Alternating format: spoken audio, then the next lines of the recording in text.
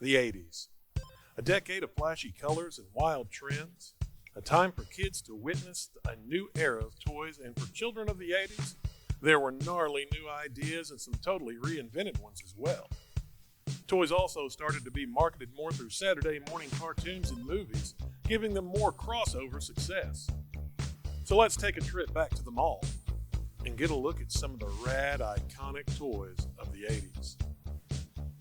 The Care Bears were originally drawn from American greeting cards before they were turned into plush toys in the early 80s. Multiple animated films were produced throughout the decade on the strength of these characters, and new TV programs are still coming out to this day. Cabbage Patch Kids were one of the most sought-after toys of the decade after making their debut on toy store shelves in 1982. The demand for these dolls was so great that fights erupted in stores between customers attempting to get one. The best-selling toy of 1985 and 1986, Teddy Ruxpin was in homes everywhere throughout the 80s. The talking toy was a cutting-edge novelty at the time.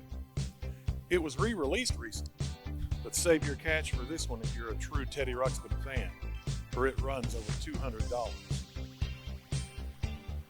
With their signature floppy ears and adorably droopy eyes, Pound Puppies were the must-have stuffed toys of the 80s and early 90s. These toys were produced by Tonka, which was mainly known for its tough toy trucks.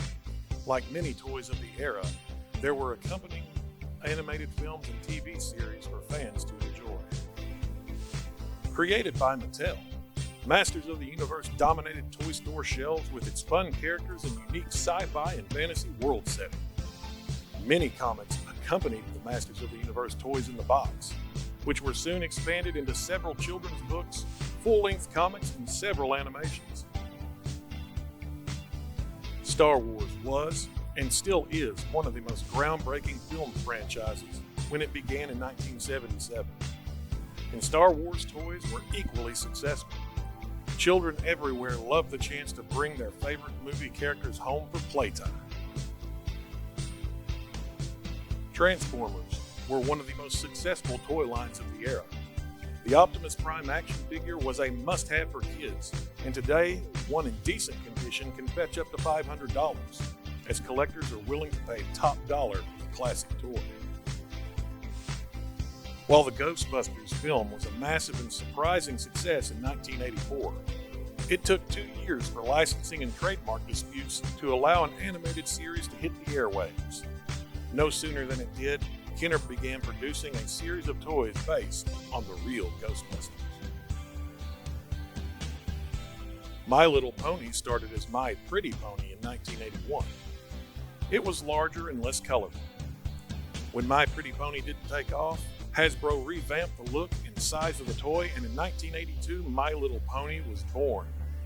And yes, TV shows and straight-to-video movies were created and ran until the mid-1990s. Great Scott! Look at the time. It's time to hop in the DeLorean and hit the road back to 2024. Till next time, guys. Roads? Where we're going, we don't need